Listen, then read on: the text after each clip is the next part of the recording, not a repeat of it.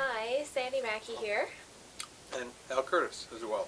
So, quick shout out to the Wizard of Spas on Twitter, as well as the Joe Andrews, who have been interacting with us in the last couple of weeks, and I know at least one subscriber to the podcast. So, anyway, thank you. If you have any questions or any topics you'd like covered, just let us know. You bring up Twitter, which is a really interesting thing because I know for me, we were very much early adapters to social media. And the thing that got my attention really early on was Twitter. And I know through all those years that we did the trainings and we traveled around teaching, my favorite part was talking about Twitter.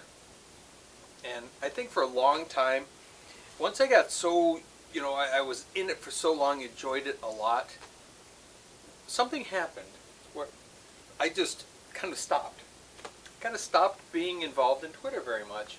And I found myself in recent years, after over those years of having built a great following on Twitter, and of course all of our stuff goes there, so it's not like I'm not there, but I'm finding myself back there, much like I think you're feeling that same thing, that we're spending more time in the whole world of Twitter. And then I think the next thing too was getting a Twitter account for Penny, so that she could share her experience on the job and being a part of this pool world that we're in. And I find it really interesting just to think about where we came from with respect to understanding Twitter years ago, and recognizing its value and knowing how many stories broke on Twitter and all those things that happened in there. And then sort of stepping away from it for a while and maybe reflect on that a little bit too, kind of the full circle of what social media really is. It's become part of who the culture is. For those early years, it was sort of the hype of it because it was so new. Can you share a little bit of that? It absolutely is part of what our company does every day. And when we first started talking about Twitter, I was on Twitter and I amassed a following on Twitter and I participated in Twitter, but I haven't ever really claimed Twitter as my favorite social media site. Facebook has always been my favorite. So the new renewed energy on Twitter, I think, is coming from some of our friends interacting more on Twitter. And then what I found with Penny the Pool Dog is the ability to kind of play with, from a fun and not sarcastic perspective, but a much less serious business perspective, just to have a little bit of fun on there. So I see the adventures of Penny really becoming a place that makes sense on Twitter, where it hasn't made as much sense in the past. We feel like we have to keep Ask the Pool Guy kind of business but kind of fun. I've always been kind of business and kind of fun. And Penny the Pool Dog is just all fun all the time, no business. So I think embracing that part, we're going to kind of have a renewed energy and spirit with it. And then the interaction. We got one of the comments from the Wizard of Spas, who's listening to some of the podcasts and interacting with us a little bit more on Twitter now. It seems like he was researching different places and podcasts to get information online about the pool industry. And as you and I know, when we started, the space was wide open, and it continues to be pretty wide open because not as many people as could be are interacting. So, by the way, if you have any amount of knowledge in the pool or spa industry, you do have something to share, whether it's 1 year or 12 years. A little bit of information about one product or a lot of information about several products. So don't be afraid to start sharing kind of wherever you find yourself, I think, is an important point.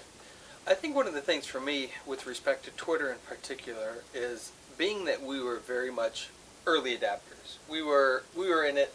I think when I got my Twitter account, if I'm not mistaken, there was just over 1 million Twitter accounts.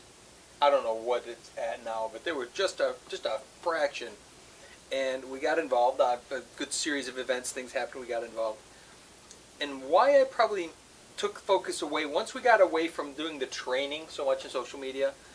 I probably stepped more away from Twitter because there was no pool interaction. There was no one in the pool industry, literally, to follow, to find, to communicate with, to have any fun with. And I looked outside of the industry for sure, but specific to the pool industry, there was nothing. Now, it's very pleasant to go on Twitter and find additional people to follow.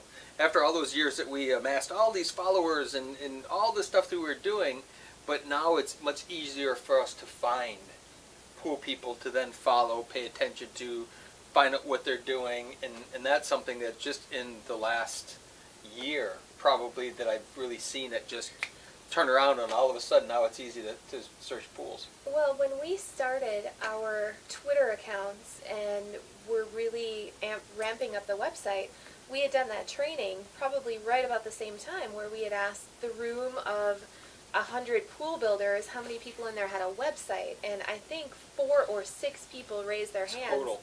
in a room of 100. So if that many people when we started using Twitter didn't have websites, there was no chance they were going to have Twitter accounts. So it's nice to see that the industry is really picking up on what websites could be, although there's a little late to the game, a little bit late to the game. Plenty of room to make it grow. So one of the things I was hoping we could touch on today is we're sitting poolside today in front of our natural nautical themed pool. And one of the things that I'd like to make sure we mention again is the power of video in social media efforts and on the website, because we have sold a lot of very high quality projects based on our use of video. And specifically, I wanted to talk about how a backflip off of this waterfall with you in your bathing suit helped to sell a couple of projects. Several projects, So how did that come about? Well, before we talk about that particular thing with doing the backflip in the video, I wanted to just touch on Twitter for a minute, and that meeting, that presentation we did in front of 100 to 120 pool companies, and only a few of them had websites at that time. And we're not talking many years ago. We're not talking in recent history, but we're talking what? We're talking 5, 6, 7 years ago. That net result of being able to stand up in front of them, knowing that we were on the cutting edge, not just of having a website, but social media and Twitter accounts, and we'd spend all that time building conversation and building credibility online and doing all of that, and standing in front of that group of people and them looking at us like, we were what? crazy? You're crazy? Yeah. And I remember we even probably mentioned it in that presentation that our industry is built around disposable income. It's built around people who have built lives, saved money, worked hard, created enough wealth or income to be able to put a pool in. And it's just all spectrums. So it's a $5,000 above ground pool or a $200,000 in-ground pool. Every one of those people is beyond the average. Everyone beyond that, those people have all done something. And what was amazing to me then, and it kind of still surprises me when I look back at it, is our industry had not embraced the fact that that consumer would be online looking for a consumable product that was not necessary in their lives. And yet very few of them had figured that out. And now at this point, I would hope people understand, and even think 5 years ago how important a website was. I imagine today I'm hoping that most people have figured that out. So getting then to this, the importance of video, and you and I had this conversation many years ago about the importance of being able to put fresh content all the time and continually push ourselves to try more and do more. And also be human about it. And I think that's what happened with the video of the backflip was, here we had surprised the homeowner who was out of town, that we had falsely through one of the siblings of the people, made comment that the rain had been bad weather and we hadn't gotten this work done, and then not much had been done while they were gone. All intentionally a ruse so that they didn't know exactly how far we'd gotten, and we'd actually put water in the pool, had the waterfall running and all of that when they got there. And it was that day that we got the waterfall running that I did the backflip. And it was that, let's be the first ones in the pool. If someone's going to jump off this thing, because we know the kids are going to do it, why not me first? And I remember you videotaping me in my shorts doing a backflip off the waterfall. And again, You're gonna do a backflip into the pool, do it spectacularly. Do it all the way. And who would have imagined that in the middle of this 3-minute video, there's this 15-second clip of me in my shorts doing backflip off the pool. And I don't know if you could have predicted that little piece of clip buried in the middle of this 3-minute video of the hundreds and hundreds of videos we had online at that point in time would be the thing. And yet, how many times has someone said, I want that I saw video. that video, and I want the waterfall that I can do a backflip off of, and I want my kids to be able to do a backflip off of. Mm-hmm. So there's to me, an even more interesting point to that story, looking at the background of the story. When that customer said, we want a waterfall like that we can do a backflip off of, that video had 20 views, maybe, at that period of time. It wasn't a viral video. 23 views. Yeah. So it's not like this video had thousands of views, been shared all over the world. No, it had 23 views, and we sold a very substantial project off of that basic video. Yeah. And that video, who knows, maybe has a couple hundred views now, maybe doesn't. I don't even know. Don't even pay attention to it because it's just somewhere in between. Yeah. And then I know, like at 80 views, again, that same thing happened. Yeah. So. And then there was another pool customer that we are going to be building for that had also seen that video and been super excited about that. So it hasn't only done one pool. Mm-hmm. It's actually influenced, I think, people calling about, more. Mm-hmm. That's one of those things I know that when we, many years ago, and I say many years ago, and that's really not that long when you look at the evolution of social media, but in those early days of social media, people were always looking for the magic pill. What's the right thing that I could do? How can I position my stuff? How to can make I it go viral? Yeah, how could I do that? Yeah. How can I manufacture viral? That was. How can I fake viral and make it go viral? Yeah. And there were companies selling it. There were all kinds of, this is how you make a viral video. And how could we have ever predicted that? We couldn't have. But we did it. That was the difference. Instead of being afraid, oh, no one's going to like it, oh, no, it's whatever, we did it anyway. And again, it's uncomfortable. But you put it out there anyway because it was what I do and who I am and what the culture of our company is. And, we all jumped in the pool that day and swam into the grotto to see what it was like because we never built a grotto like that before. And then the opportunity to dive to do the backflip off, and it all just happened. And we could all spontaneously pretend like, oh, we're too, this isn't us. That's not true. That's who we are. What I remember from that day, too, is because it had only been hooked up for a short amount of time, the water was pretty darn cold. Frigid when we were exploring the grotto in that pool. I think it was you, me, and Karen that day. 3 of us jumped in that day, and I think I went in first, and then I went into the grotto, and I was just in there sort of experiencing, and all of a sudden I heard sploosh! And one of you had gone in, and then someone was swimming into the grotto, and I heard sploosh again, and someone else went in. Yeah. And it was all sort of that experience of, let's together experience what we've done, because none of us had the experience of having swam into one of our grottos before. And we made sure that Karen, who does the tile on the slides, was the first one down the slide so she could experience that and make sure everything was good. So, yeah, there's something to be said for being the first one in the pool. Well, I think that was a really good case in just letting the culture of who you are and letting your personality come out.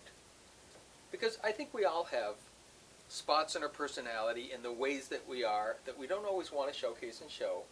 And it's those idiosyncrasies sometimes that become the most interesting. As much as we don't like them about ourselves, we try to hide because we don't want to live out loud that way. Those idiosyncrasies are what become really interesting to people. You in particular?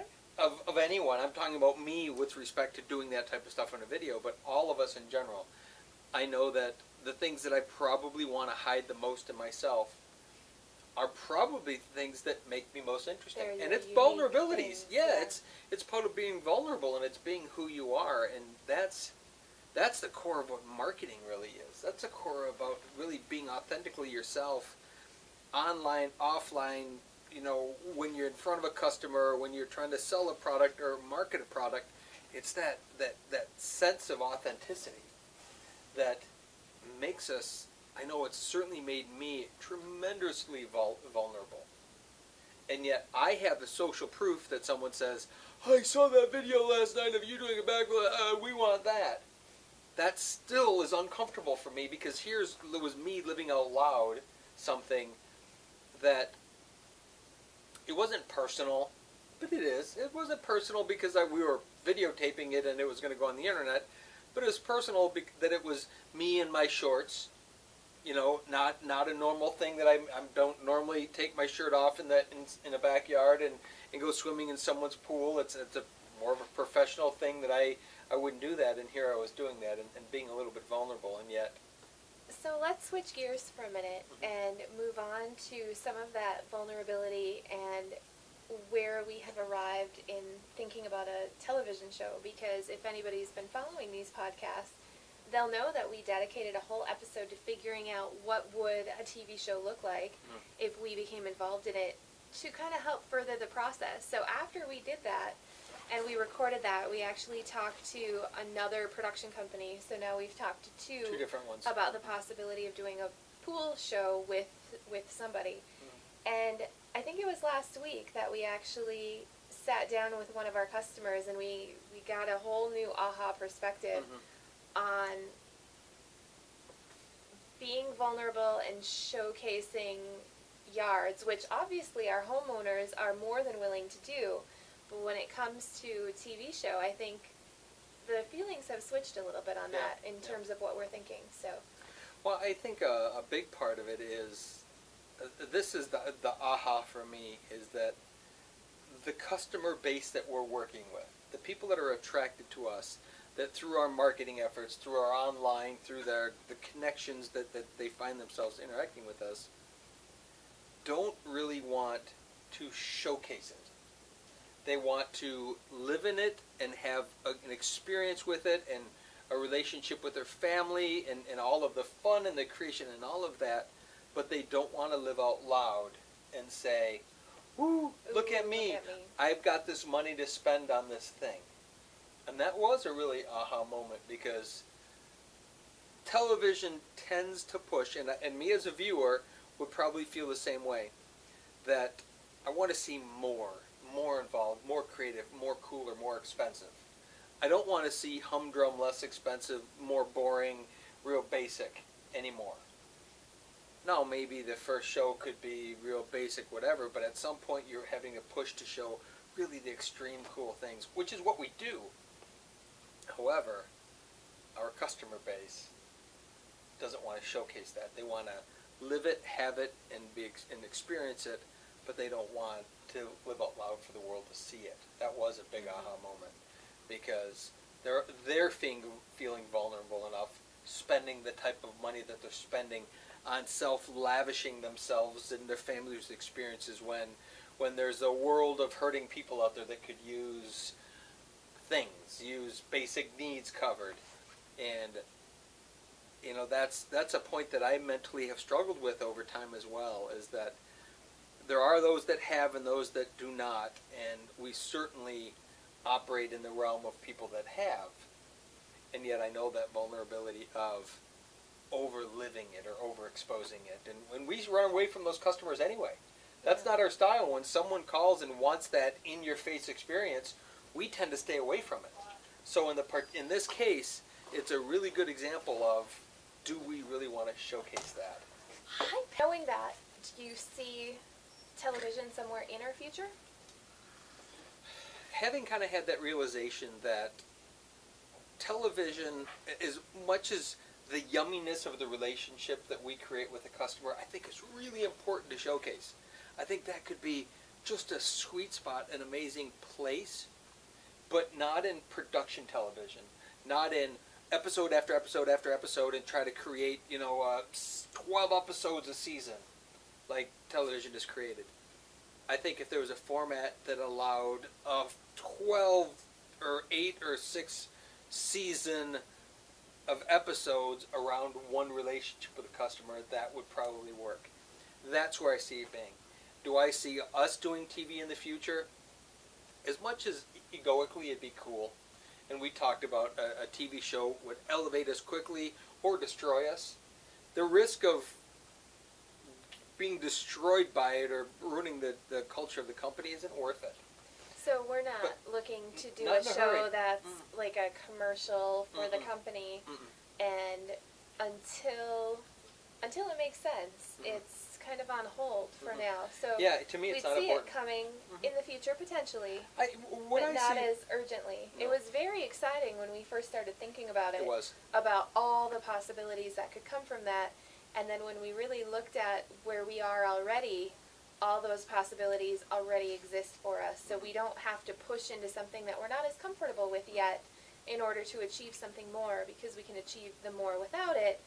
And I think for the benefit of putting our spin on a show and exposing more people to it, I think that would be very valuable just in the content produced, but only if it's done in the right way, and I don't know that all those pieces are ready yet. I don't know that they are either. I do think that as this world of reality television and the hype television and the drama television sort of wanes, and at some point we're going to get tired of that. I think. I know I am, and I'm a reality television. I love watching all of the different, in particular, which is really interesting, is a lot of the car shows and how they flip cars and they fix and then sell them and they find the buyer interaction. And yet I found myself last night, just a point, nothing to do with this, but everything to do with this. Flipping between two shows on TV. One of them's Fast and Loud. Anyone paying attention to this that may be interested in cars or know, Richard Rawlings, Fast and Loud. He is really character. He's out loud, up front, woo-hoo, drink beer, party, have a good time. Let's build this car, let's spend this money, let's whatever, and he's living really out loud. He is on, I don't know, probably, I think the History Channel or Discovery Channel. And then you go all the way over here to Velocity, and I'm watching two shows last night, back and forth. During commercials, I would flip. And it's called Chasing Classic Cars. And it's Wayne something or other, I can't think of his last name. He's super well known in the car collecting world. Like the really delicious car collecting world. Not the hot rod, woo, flashy, whatever, but instead of the Ferraris and these 50s race cars and all of the stuff. And his show, which has been on it like 11 or 12 seasons now, I think it's been a long time anyway, it's all about him finding these classic cars and helping people move them to the new owner. So if he's buying them, he buys and sells cars, but it's also him. If he's not buying them, he helps people auction and everything else. They talk nothing about money. Other than every once in a while there's a specific case where they talk about, well, this money's going to be donated and we hope this car goes for $20 million. And he's living this whole world, and I just bought through the episode last night I just bought 3 Ferraris, a surprise find, never discussed the dollars. Never said a thing.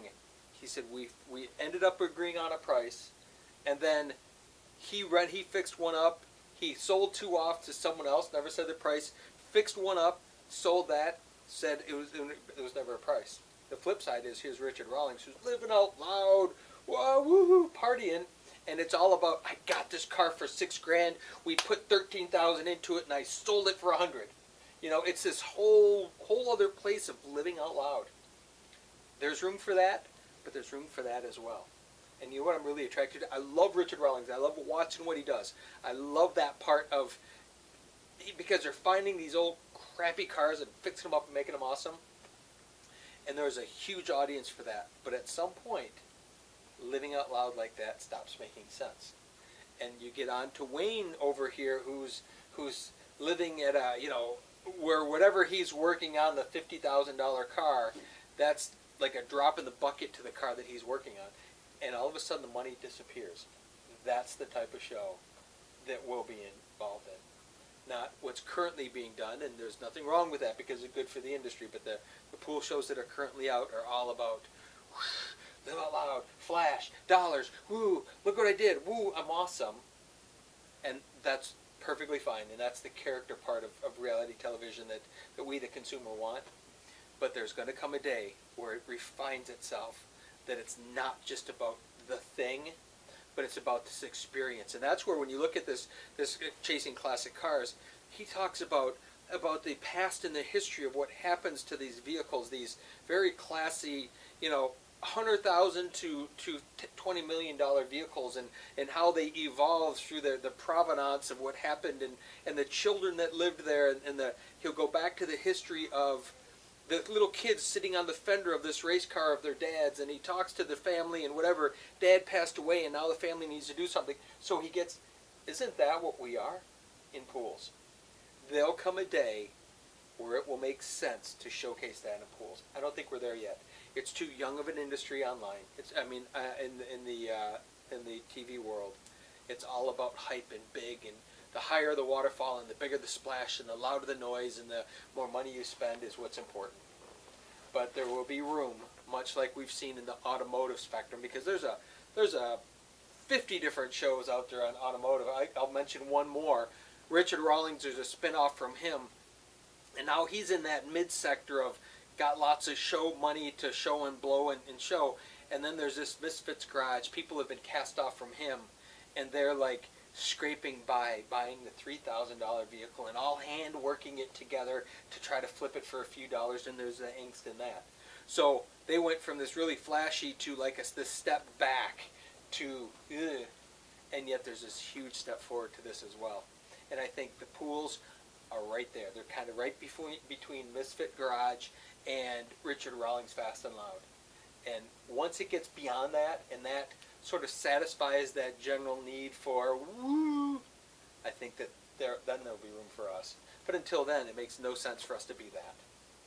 So until then, I would imagine that we'll keep doing what we're doing. We'll keep having our customers do interviews with us during the kind of beginning, the middle, and the end of the projects. The ones that really want to kind of be involved in that way definitely will. I think what we've recognized as well is we're going to continue to create that archive and that library of content from beginning to end of something, and then maybe it'll be internal that we produce some of those shows, those experiences, those whatever, and there'll come a day where that becomes really important. And that won't take as long as I would have imagined it would, but it'll take a little bit of time because people aren't ready for that yet. For whatever reason, maybe because the pool industry is that much smaller than, say, the automotive industry, which is gigantic. There's a whole spectrum. Here we're still focused on that one cool thing. Once we get beyond that, and every pool guy at that flashy level says, I'm the only one that can build this, and I'm the only one. That's not true. And what I appreciate with Richard Rawlings and Fast and Loud is he knows he's not the only one. He doesn't say, we're the only one that can build this. He said, there's room for lots of us. We just do really cool stuff. He reminds me in that respect, but he's not. But he's living way more out loud than I am. But he's sort of dialed into something that's really kind of cool, versus some of the other shows, which I do watch them all. That's the funny thing is, late at night, you shared something on Facebook yesterday. You shared with me a picture of the duck at work sleeping, or your sleep habits, and then it's the duck driving. The duck's falling asleep driving, and then there's the duck laying in the pillow at night in his own bed with its eyes wide open. That's me. So I prowl the TV late at night, and and the internet, just trying to find things of interest. And I've been really connected to vehicles, which all I own is a bunch of crappy trucks because that's all I ever do. I don't need the appearance. I want it to functionally do what I want it to do, and I don't care what it looks like as long as it gets me from point A to point B. And yet I find myself fascinated with all these really cool cars and stuff. But it's not in my lifestyle to have them. But it's sort of, maybe it's in my mind that I play in that world of what it would be like to have that type of stuff. But knowing that the reality is I would not treat it with the respect and the energy that it probably needs. So whatever that has to do with this, I have no idea. But getting back to TV, it's really interesting that I'm seeing these very distinct pieces that don't make sense to TV anymore. Even after having seen something on Facebook the other day, someone mentioned to you, oh, aren't we going to see you on HGTV, or have they called yet? He had no idea that we'd already had these interviews, and yet there's other people thinking it as well. You know who I'm talking about? There was and that was, I think, by the appearance of the comment, that was just sort of in his mind. He'd come up with that idea thinking it was a good idea. And I know your response back was, yeah, we've already been in communicate with them. I don't think so. So, when the time comes, it'll be right. But I don't think that interested. We're early adopters in everything else, but I don't think early adopters in having pool shows is a good idea for us. Well, with that, that's all our interesting thoughts and tangents for today. Oh, that's not all, but that's all we're going to give for today. So until next Recognizing. time, Yeah. thanks for joining us, and we'll see you again soon.